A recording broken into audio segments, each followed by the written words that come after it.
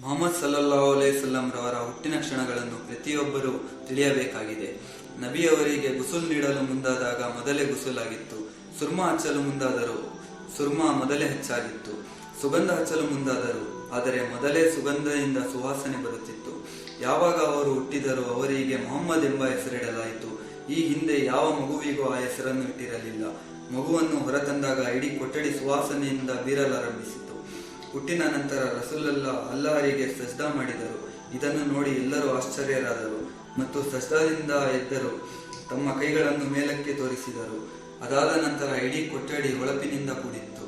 ಅಲ್ಲಾಹನು ನಮ್ಮ ನಬಿಯನ್ನು ಇಡೀ ಮಾನವರಿಗೆ ಮತ್ತು ಜಿನ್ನಾತ್ಗಳಿಗೆ ಮತ್ತು ಸದ್ಗುಣರಿಗೆ ಕರುಣಾಮಯಿಯಾಗಿ ಕಳುಹಿಸಿದ್ದರು.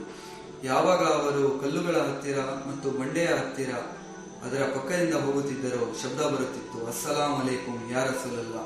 ಯಾವಾಗ ಮರಗಳ ಹತ್ತಿರದಿಂದ ಹೋಗುತ್ತಿದ್ದರೋ ಶಬ್ದ ಬರುತ್ತಿತ್ತು, ಅಸ್ಸಲಾಂ ಅಲೈಕುಂ ಯಾ ರಸೂಲಲ್ಲಾ. ನನಗೆ ನಿಜವಾಗಿ ಹೆಮ್ಮೆ ಇದೆ, ನಾನು ಮುಹಮ್ಮದ್ ಸಲ್ಲಲ್ಲಾಹು ಅಲೈಹಿ ವಸಲ್ಲಮರ ಉಮ್ಮತಿ.